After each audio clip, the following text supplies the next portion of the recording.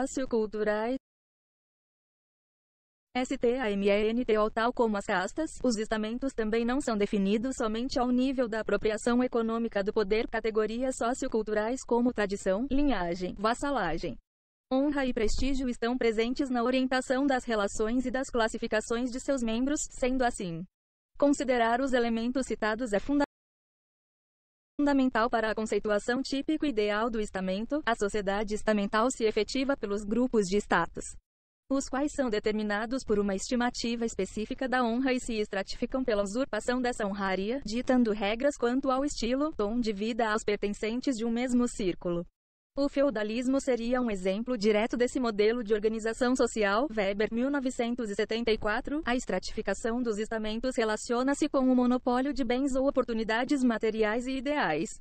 Ou seja, a propriedade torna-se uma regularidade que influencia as qualificações estamentais, garantindo restrições ao relacionamento social.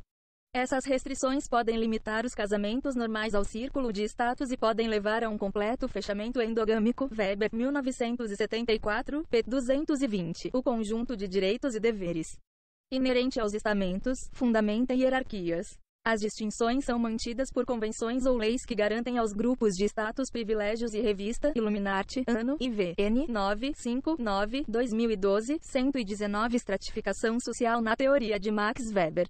Considerações em torno do tema monopólios. Existe monopólio desde que o agrupamento impõe um fechamento, em limites variáveis, com vistas a aumentar as oportunidades de sua atividade contra os que ficam do lado de fora. Freund, 1987, p. 115. Contudo, diferentemente das castas, a sociedade estamental permite, mesmo de modo bastante reduzido, algum nível de mobilidade social com ascensões verticais. Os grupos de status se condensam em comunidades e são ou não contemplados com o status social.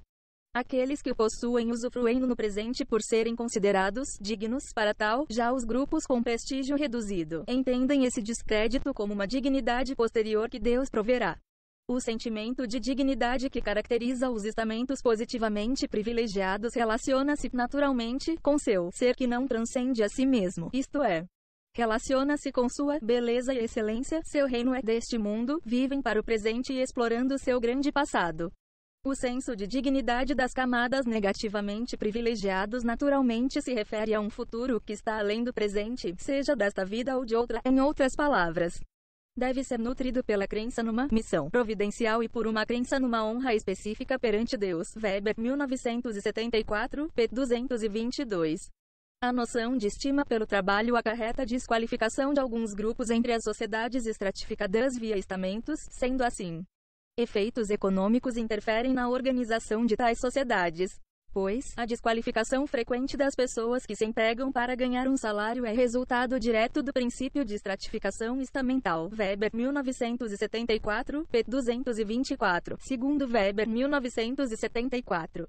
A estratificação por estamentos tende a ser favorecida quando as bases da aquisição e distribuição de bens são mantidas de modo estável. Contudo, quando as transformações econômicas advindas de processos tecnológicos modificam a dinâmica de tais bases, a situação de classe, como apresentado a seguir, passa a ser evidenciada em relação aos grupos de status. E toda diminuição no ritmo de mudanças nas estratificações econômicas leva, no devido tempo, ao aparecimento de organizações estamentais e contribui para a ressurreição do importante papel das honras sociais.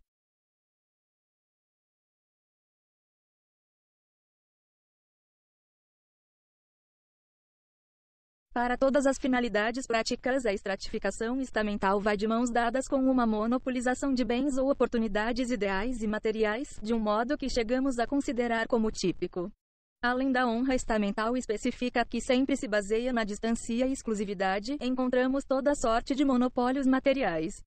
Essas preferências honoríficas podem consistir no privilégio de usar roupas especiais, comer pratos especiais que são tabu para outros, portar armas, o que é bastante óbvio em suas consequências, o direito de dedicar-se a certas práticas artísticas por diletantismo, não profissionalmente, como por exemplo tocar determinados instrumentos musicais. E claro que os monopólios materiais proporcionam os motivos mais eficientes para a exclusividade de um estamento. Embora em si mesmos eles raramente sejam suficientes, quase sempre exercem alguma influência. Para o conubum entre membros de um mesmo estamento, manter o monopólio da mão das filhas dentro de um círculo restrito tem tanta importância como o interesse que as famílias têm em monopolizar os possíveis pretendentes que possam prover o futuro das filhas.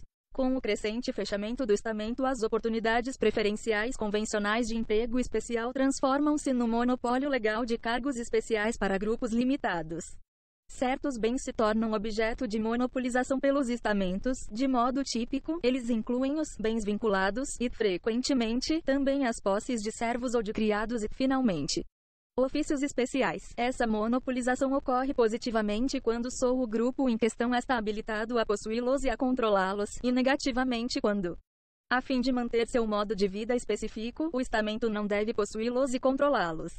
O papel decisivo de um estilo de vida na honra do grupo significa que os estamentos são os portadores específicos de todas as convenções, de qualquer modo que se manifeste.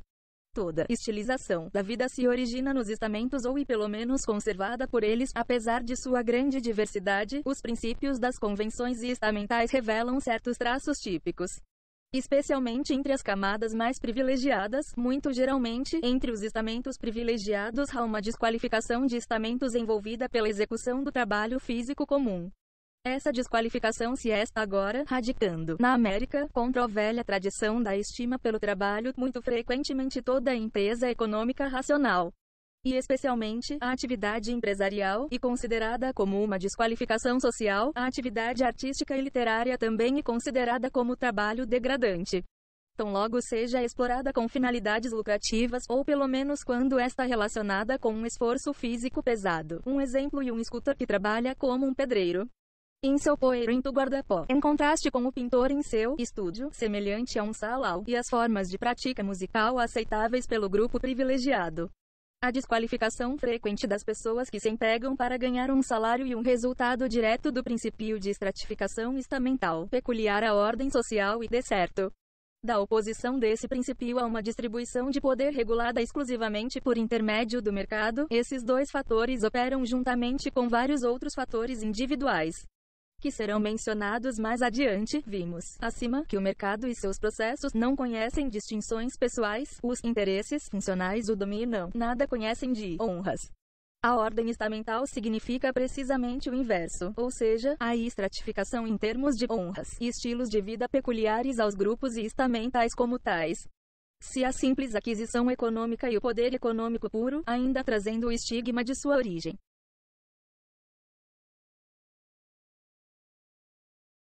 extra-estamental, pudessem conceder a quem os tivesse conseguido as mesmas honras que os interessados em estamentos em virtude de um estilo de vida que pretendem para si, a ordem estamental estaria ameaçada em suas bases mesmas, principalmente tendo em vista que, em condições de igualdade de honras e estamentais, a posse per si representa um acréscimo, mesmo não sendo abertamente reconhecida como tal. Não obstante, se essa aquisição e poder econômico proporcionassem ao agente qualquer honraria, sua riqueza resultaria em alcançar mais honras do que as pessoas que reivindicam, com êxito, as honras em virtude de um estilo de vida. Portanto, todos os grupos que têm interesses na ordem estamental reagem com especial violência precisamente contra as pretensões de aquisição exclusivamente econômica. Na maioria dos casos, o vigor da reação é proporcional à intensidade com que a América experimenta o tratamento respeitoso que Calderon dá ao Campones, por exemplo, em oposição ao desprezo simultâneo e ostensivo de Shakespeare pela canaille, ilustra a forma diferente pela qual uma ordem estamental firmemente estruturada reage, em comparação com uma ordem estamental que se tornou economicamente precária. Trata-se do exemplo de um estado de coisas que se repete em toda parte, precisamente devido às reacções rigorosas contra as pretensões da propriedade per si. O parveno jamais é aceito, pessoalmente sem reservas, pelos grupos estamentalmente privilegiados, por melhor que seu estilo de vida se ajuste ao deles. Só aceitarão seus descendentes que tiverem sido educados nas convenções do seu grupo estamental e que nunca tenham manchado sua honra pela atividade econômica pessoal. Quanto ao efeito geral da ordem estamental, somente uma consequência pode ser apresentada, mas sua importância é grande. O impedimento do livre desenvolvimento do mercado ocorre primeiro para os bens que os estamentos subtraem diretamente da livre troca pela monopolização. Essa monopolização pode ser efetuada seja legal ou convencionalmente, por exemplo, em muitas cidades helênicas durante a época especificamente estamental, e também originalmente em Roma. O patrimônio herdado, como se viu pelas velhas fórmulas de condenação dos perdulários, era monopolizado, tal como eram as propriedades dos cavaleiros, camponeses, sacerdotes e especialmente a clientela das guiadas de ofícios e comércio, o mercado ilimitado, e o poder puro e simples da propriedade que da sua marca a formação de classe. E posto em segundo plano, os resultados desse processo podem ser muito variados, naturalmente, não enfraquecem necessariamente os contrastes na situação econômica. Fortalecem frequentemente esses contrastes e, de qualquer modo, quando a estratificação estamental impregna a comunidade tal fortemente como ocorreu em todas as comunidades políticas da Antiguidade e da Idade Média, jamais podemos falar de uma concorrência de mercado realmente livre, tal como a entendemos hoje. Há efeitos mais amplos do que essa exclusão direta de bens especiais do mercado. Da contradição entre a ordem estamental e a ordem exclusivamente econômica acima mencionada, segue-se que na maioria dos casos a noção de honras peculiares ao estamento abomina de forma absoluta aquilo que é essencial para o mercado, o regateio. As honras abominam o regateio entre os pares e ocasionalmente tornam tabu o regateio em geral para os membros de um estamento, portanto, em toda parte, alguns estamentos, e habitualmente os mais influentes, consideram quase qualquer tipo de participação aberta na aquisição econômica como um estigma absoluto. Simplificando, poderíamos dizer assim que as classes se estratificam de acordo com suas relações com a produção e aquisição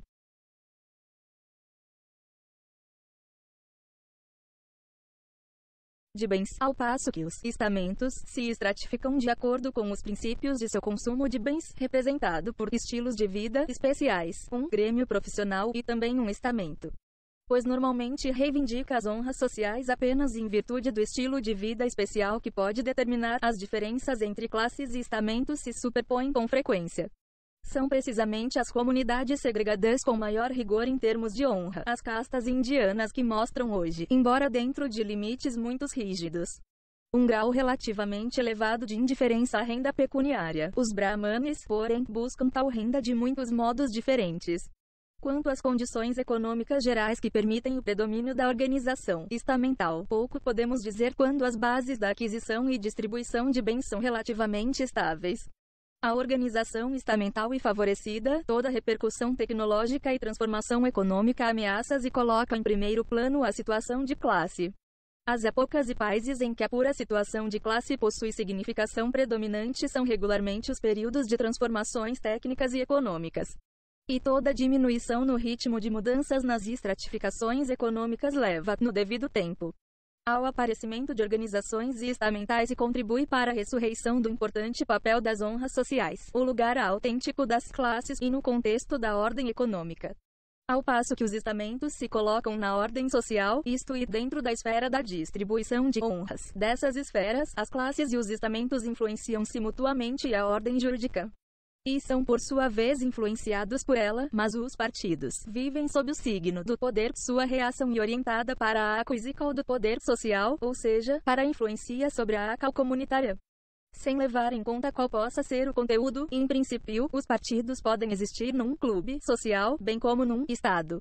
Em contraposição às ações das classes e estamentos em que isso nem sempre é o caso, as ações comunitárias dos partidos sempre significam uma socialização, pois tais ações voltam-se sempre para uma meta que se procura atingir de forma planificada.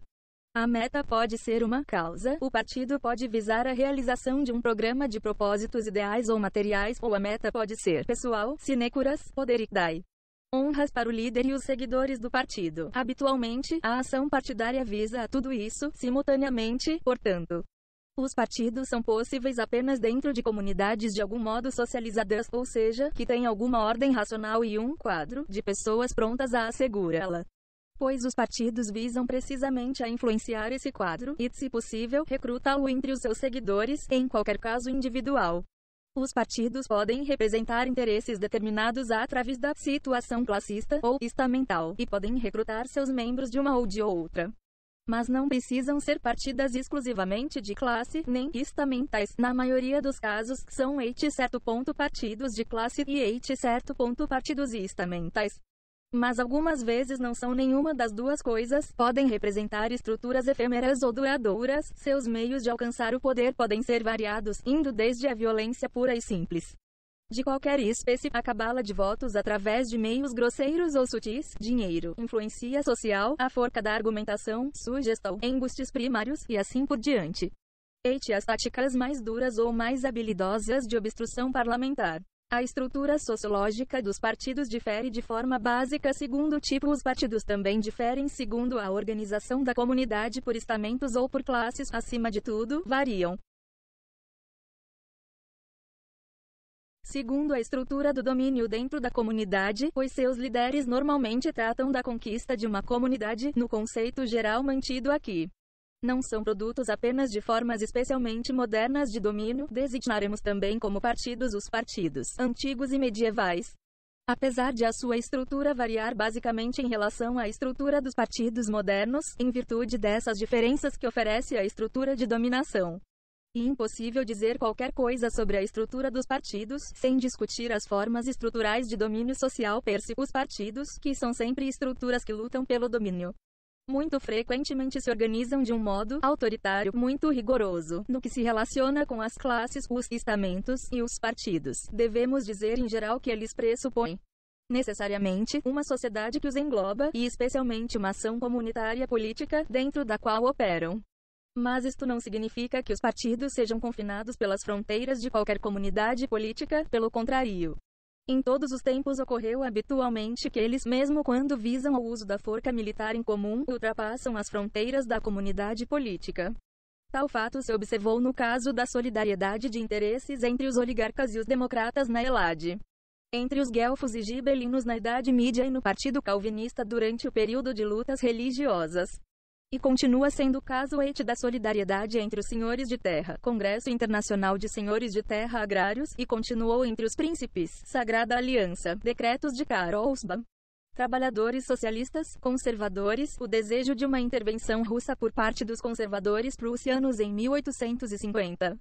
Mas seu objetivo não é necessariamente o estabelecimento de um novo domínio político internacional, isto e territorial, pretendem, principalmente, influenciar o domínio existente.